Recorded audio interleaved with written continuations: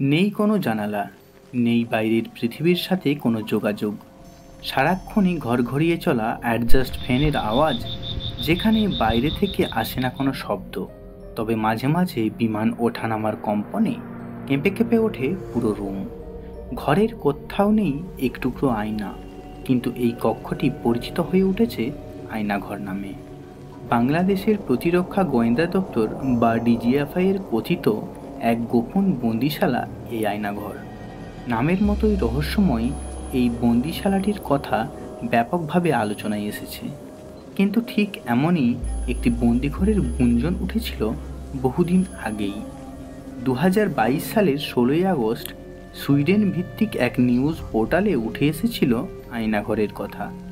আয়নাঘরের দুই বন্দির সাক্ষাৎকারের ভিত্তিতে তৈরি করা ওই প্রতিবেদনে দাবি করা হয় ঢাকা সেনানিবাসী ভেতরে অবস্থিত কথিত আয়নাঘরের আটকে রাখা হতো হাই ভ্যালু বন্দীদের।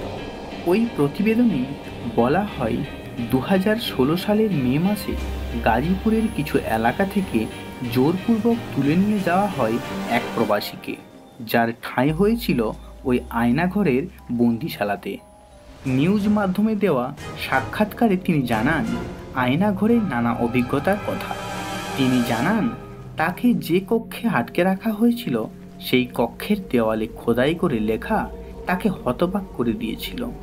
সেখানে ছিল নানান মানুষের ভিন্ন ভিন্ন হাতের লেখা। কেউ লিখেছেন তাকে ডিজিএফআই ধরে নিয়ে এসেছেন, আবার কেউ নিজের নাম্বার লিখে জানিয়েছেন তার পরিবারকে তার বন্দী হওয়ার খবরটা পৌঁছে দেওয়ার জন্য।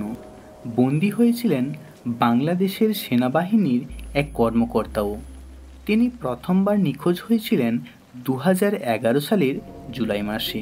বেশ কয়েকটি সন্ত্রাসবাদ অভিযানের নেতৃত্ব দেওয়া বীর প্রতীক খেতা পাওয়া ওই কর্মকর্তাকে 2012 সালের জঙ্গিবাদে জড়িত থাকার অভিযোগ তুলে বরখাস্ত করেন। 2018 সালের আগস্টে দ্বিতীয়বার আটক হওয়ার পর 18 মাসের জন্য নিখোঁজ ছিলেন তিনি। 2020 সালের ফেব্রুয়ারিতে তাকে ছেড়ে দেওয়া হয়। তিনি জানান আয়নাঘর খ্যাত ওই ভবনে রয়েছে দুটি অংশ। পুরনো অংশে আছে 16টি কক্ষ আর নতুনটিতে 10টি কক্ষ। প্রহরী হিসেবে যারা কাজ করেন তারা স্বল্প মাত্রায় সামরিক লোকজন। এছাড়া দুই সামরিক কর্মকর্তা দেওয়া বক্তব্যে জানায় কয়েকটি সাউন্ড প্রক্রিয়ার কথা, যেখানে বন্দীদের নির্যাতন করা হতো।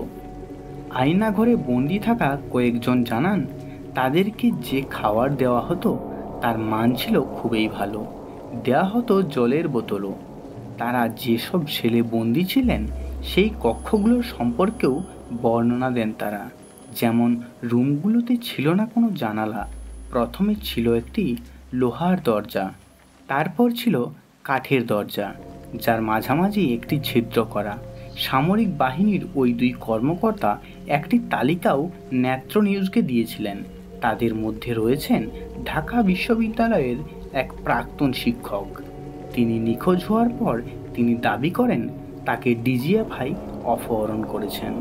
নেত্র নিউজ জানায় অনেকে বন্দী ছিলেন ওই আয়নাঘরে, যা ধীরে ধীরে প্রকাশ্যে আসতে শুরু করেছে।